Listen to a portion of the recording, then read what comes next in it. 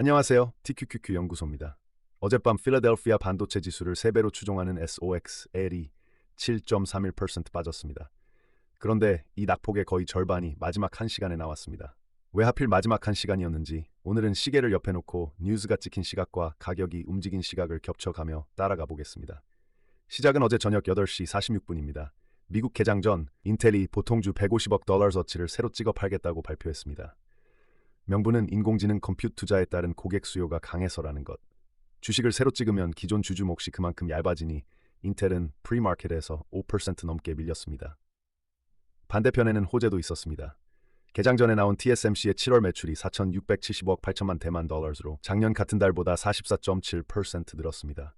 인공지능 칩 수요가 아직 식지 않았다는 가장 최신 실측 자료입니다. 밤 10시 30분 정규장이 열립니다. 이 호재를 받아 Applied Materials는 2.94% 캡 상승으로 마벨은 4.2% 캡 상승으로 출발했습니다. 그리고 30분 만에 그림이 뒤집힙니다. 마벨은 밤 11시까지 4% 넘게 밀렸고 SOXL은 이 30분에만 2.83% 빠졌습니다. 좋은 뉴스가 열어준 갭이 그대로 차익 실현 물량이 빠져나갈 문으로 쓰인 겁니다. 지난주 시장이 반도체를 신고가까지 밀어올렸던 걸 생각하면 팔 사람이 많은 자리이긴 했습니다. 그 뒤로 오전 내내 흘러내려 새벽 12시 반쯤 SOXL은 133 언저리까지 내려왔고 점심시간에는 거래가 마르면서 바닥을 다졌습니다. 여기까지는 흔한 그림입니다. 갭업, 차익 실현, 바닥 다지기. 이대로 끝났으면 좋은 뉴스의 판 하루, 한 줄로 정리될 날이었습니다. 실제로 새벽 2시부터는 반등이 시작됐습니다. SOXL은 새벽 3시 반쯤 135문터까지 올라왔습니다. 저점에서 1.5% 가까이 되돌린 자리였습니다. 새벽 3시 18분 더우 존스 와이어의 헤드라인이 찍힙니다. 엔비디아가 월가 대형 운용사들과 손잡고 인공지능 인프라스트럭처 자금 5천억 달러를 조달한다. 파이낸셜 타임즈가 먼저 전했고 월스트리트 저널이 받아서 확인한 보도였습니다. 아폴로, 블랙록, 블랙스톤, 브룩필드, 골드맨삭스, KKR과 인공지능 컴퓨트 인프라스트럭처 금융 플랫폼을 세우고 제3자 자본을 5천억 달러 이상 끌어온다는 내용. 우리 돈으로 710조 원 규모입니다. 그리고 마지막 1시간 새벽 4시부터 매도가 쏟아졌습니다.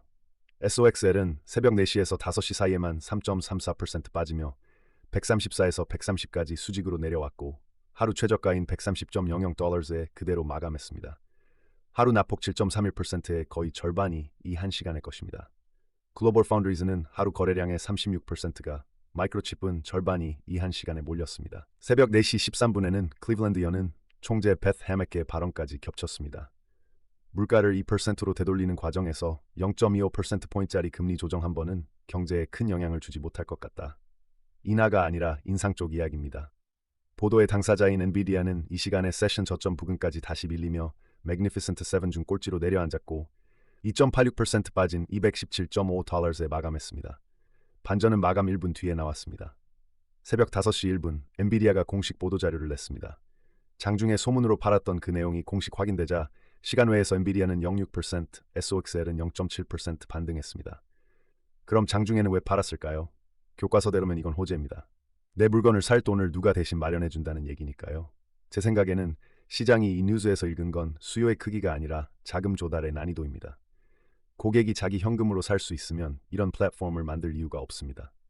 인공지능, 데이터 센터를 투자 가능한 자산군으로 포장해서 연기금과 사모펀드 돈을 끌어와야 살 수 있다는 뜻입니다. 수요가 강하다는 신호인 동시에 그 수요가 남의 돈에 기대 있다는 신호이기도 합니다. 저녁에 인텔 발표가 이 해석을 거들었습니다. 어젯밤 인공지능 인프라스트럭처에서 나온 큰 뉴스 두 건이 공교롭게 둘 다 돈을 어디서 구할 것인가였으니까요. 지난 1년간 이 시장의 질문은 누가 얼마나 살 것인가였는데 어제는 그 질문이 그 돈은 어디서 나오는가로 옮겨와 있었습니다. 그리고 시장은 두 건 모두 파는 쪽으로 답했습니다. 인텔은 4% 하락으로 마감했습니다. 같은 날 베런즈는 인공지능 지출 붐이 아직 기업들의 이익률을 끌어올리지 못하고 있다는 기사를 냈습니다. 쓰는 돈은 확인되는데 버는 돈은 아직 확인이 안 됩니다. 그 하루가 끝나고 우리 계좌에 찍힌 건 마이너스 0.9% 한 줄이었습니다. 나스닥 100을 따라가는 QQQ가 0.3% 빠지는 데서 끝났고 S&P 500은 소수점 아래에서 마감했으니 지수만 놓고 보면 조용히 지나간 하루입니다. 같은 시간 다른 시장은 전혀 조용하지 않았습니다. 지난 주말 이란이 값을 불렀습니다. 호르무즈 해협을 다시 열어주는 대가로 페르시아만에서 미군을 빼라 그리고 수십억 달러를 물어내라. 협상 테이블에 앉기도 전에 청구서부터 들이민 셈인데 이 한 줄에 국제 유가가 5% 넘게 뛰어올랐습니다. 유가가 뛰자 미국 국채 금리가 만기 전 구간에서 같이 올라갔고 달러도 같이 올랐습니다. 원자재와 채권은 물가가 다시 온다고 크게 소리를 질렀는데 주식만 못 들은 척을 했습니다. 그 어긋남 위에 TQQQ에 마이너스 0.9%가 놓여 있습니다. 먼저 기름부터 보겠습니다. 어젯밤 웨스트텍사스 원유 정상가는 배럴당 82.28달러로 하루 만에 5.23% 올랐고 브렌트유도 87.83달러로 5.12% 올랐습니다. 이란의 요구가 방아쇠였지만 불이 더 크게 붙은 쪽은 원유 자체보다 디젤이었습니다. 유크레인과 러시아 정유시설을 때렸고 허티 반군이 사우디 정유시설을 때렸습니다. 원유를 실어 나르는 길이 막힌 위에 그 원유를 기름으로 바꾸는 공장이 동시에 깨진 겁니다. 미주호의 로버트 예거는 이 두 겹이 포개진 걸 짚었습니다. 그럼 유가가 오르는 게 왜 우리 계좌 얘기가 되는지 고리를 하나씩 밟아보겠습니다. 유가는 물가 지표에 가장 빠르게 반영되고 헤드라인 물가를 크게 흔드는 항목입니다. 물가가 다시 오를 것 같으면 연준은 금리를 내릴 명분을 잃습니다. 금리를 못 내릴 것 같으면 4% 후반에서 거래되는 국채를 서둘러 사둘 이유가 없어지고 그래서 국채가 팔리면 금리가 올라갑니다. 어젯밤 미국 10년물 국채 금리는 4.7%, 30년물은 5.24%까지 올라왔습니다. 그리고 먼 미래의 이익을 지금 값으로 환산할 때 나누는 값이 바로 이 금리입니다. 그래서 이익이 뒤쪽에 몰려있는 성장주가 이 사슬의 맨 끝에서 가장 세게 맞습니다. TQQQ는 그 성장주 묶음을 3배로 따라갑니다.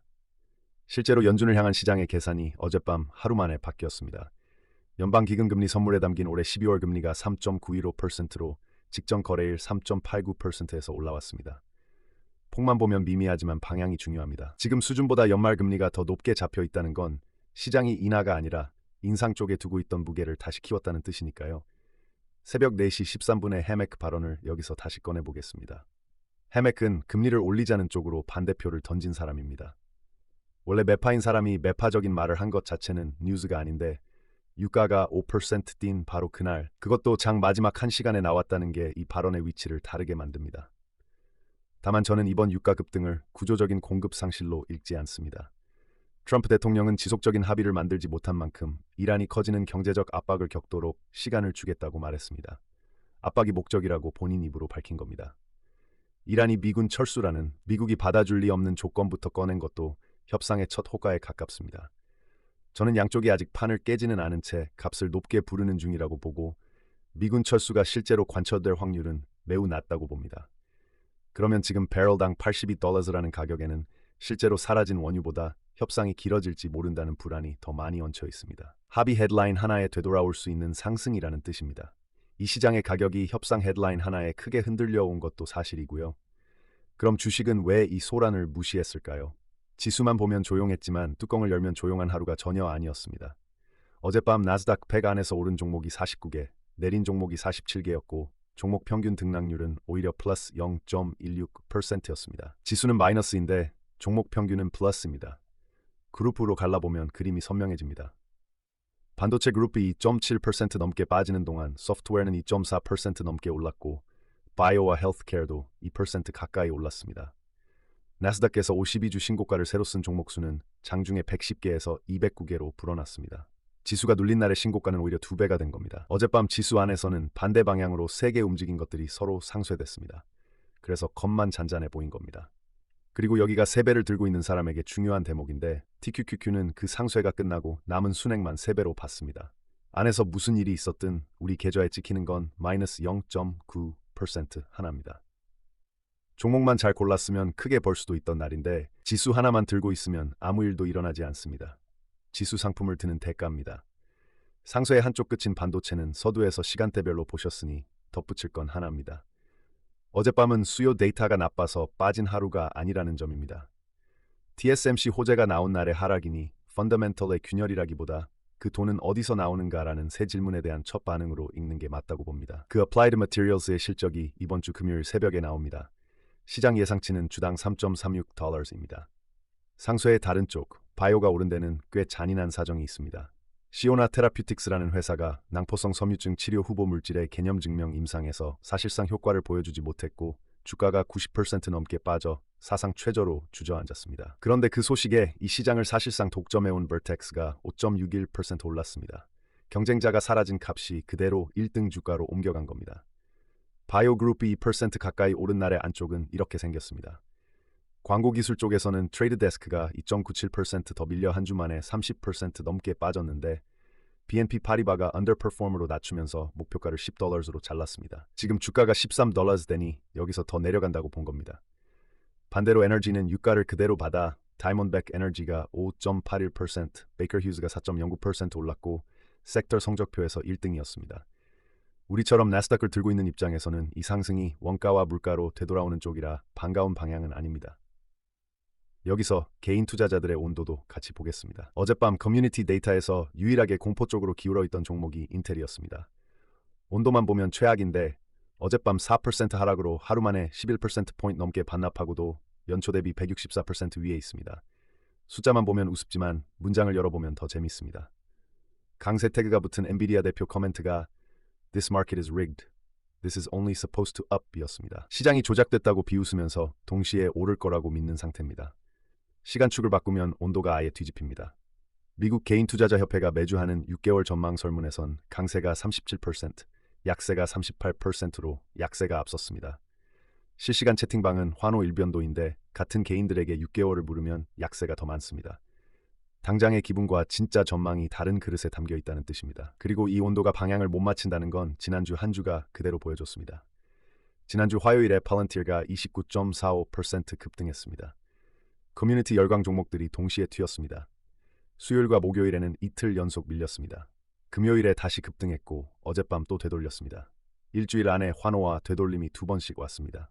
온도는 매번 뜨거웠고 방향은 매번 바뀌었습니다. 참고로 공포 탐욕 지수는 64로 탐욕 구간에 있습니다. 일주일 전 50.7, 한 달 전 46.8에서 올라온 자리입니다. 2주쯤 전에 제가 했던 말 하나를 여기서 채점하고 가겠습니다. 그때 소프트웨어가 이틀 연속 강한 걸 보고 며칠 더 이어지면 자금의 이동으로 볼만하다고 말씀드렸습니다. 결과는 제 생각과 다르게 흘러갔습니다. 소프트웨어는 그 뒤로 쭉 강했던 게 아니라 지난주 금요일에 그룹 전체가 크게 무너졌고 어젯밤 다시 최상위 그룹으로 올라왔습니다. 이동이라기보다 순환에 가까웠던 겁니다. 어젯밤 팔로알토 네트워크스가 5.82% 올라 52주 신고가를 썼고 크라우드 스트라이크도 5.01% 올라 신고가를 썼습니다. 반도체에서 빠져나온 돈이 그 자리에 잠깐 앉았다가 다시 옮겨갈 가능성을 지금은 더 크게 봅니다. 빅테크는 어젯밤 전체적으로 잔잔했습니다. 7개 종목 평균이 0.02%였으니 사실상 제자리입니다. 그중 애플이 1.62% 빠져 $308.26에 마감했는데 이건 이유가 붙는 하락입니다. 제프리즈의 에디슨 리 애널리스트가 애플을 보유해서 언더퍼폼으로 한 단계 내렸습니다. 언더퍼폼은 사실상 매도에 해당하는 최하위 등급입니다. 목표가도 $263.66로 낮췄습니다. 근거가 흥미로운데 애플이 준비하던 전면 유리 아이폰 설계가 폐기됐다고 본 겁니다. 같은 노트에서 소비자 가격을 올리기 어려운 이유로 메모리 원가 급등도 함께 짚었습니다. 메모리 값이 크게 올라 아이폰 한 대를 만드는 원가가 그만큼 무거워졌다는 얘기입니다. 계좌 쪽은 오늘도 할 일이 없습니다. 실계좌를 굴리는 200일선 시스템은 어젯밤 종가 판정에서 새 신호를 내지 않았고 그래서 오늘 밤 개장에도 매매 없이 그대로 갑니다. QQQ 종가 $720.87는 200일선 $648.40보다 11.2% 위에 있습니다. 유가가 5% 뛰고 금리가 오른 날에도 이 거리는 사실상 줄지 않았습니다. 이 정도 거리에서 하루치 등락에 손을 대는 건 규칙이 하는 일이 아닙니다. 앞을 보겠습니다. 이번 주 수요일에 7월 소비자 물가 지수가 나옵니다. 시장 예상은 전월 대비 0.1%, 근원은 0.2%입니다. CT의 스튜어트 카이저는 옵션 시장이 발표 뒤 S&P 500이 위든 아래든 0.6% 움직일 것으로 보고 있다고 했습니다. 여기에 함정이 하나 있습니다. 수요일에 나오는 건 7월 숫자입니다. 어젯밤 오른 유가는 8월 물가에 들어가지 7월 물가에는 안 들어갑니다. 그러니 수요일 숫자가 얌전하게 나와도 그건 지금의 유가를 통과한 결과가 아닙니다. 좋게 나오면 안도 랠리가 나올 수 있지만 그 안도는 아직 한 달치 시차를 못 본 안도라는 뜻입니다. 제 생각에는 수요일보다 그 다음 달 숫자가 이번 유가 상승의 진짜 시험대가 됩니다. 그리고 내일 새벽에는 코어위브와 슈퍼마이크로 실적이 같은 시간대에 몰려 있습니다. 둘 다 인공지능 데이터 센터에 컴퓨터와 서버를 파는 쪽이라 어젯밤 엔비디아와 인텔이 던진 그 돈은 어디서 오는가라는 질문에 숫자로 답할 첫 자리입니다. 코어위브는 상장 이후 5분기 동안 매출은 매번 시장 예상을 넘겼는데 주당 순이익은 5번 중 1번밖에 못 넘겼습니다. 파는 건 잘 파는데 남기는 게 어렵다는 뜻이고 발표 직전인 어젯밤에 $26억 대출 시설을 마무리했다는 공시까지 나왔습니다. 이번 숫자에서 볼 건 매출 규모보다 그 조달 비용입니다. 빅테크를 제외한 개별 종목의 실적 발표 영상은 멤버십 전용으로 올라갈 예정이니 시장을 좀 더 깊이 들여다보고 싶으신 분들은 멤버십으로 응원 부탁드립니다. 마지막으로 하나만 여쭙겠습니다. 엔비디아의 5천억 달러 자금 조달, 수요가 그만큼 크다는 증거일까요? 아니면 자기 돈으로는 못 사는 단계에 왔다는 신호일까요? 여러분 생각을 댓글로 남겨주세요. 오늘 내용이 도움이 되셨다면 좋아요 한번 눌러주시면 큰 힘이 됩니다.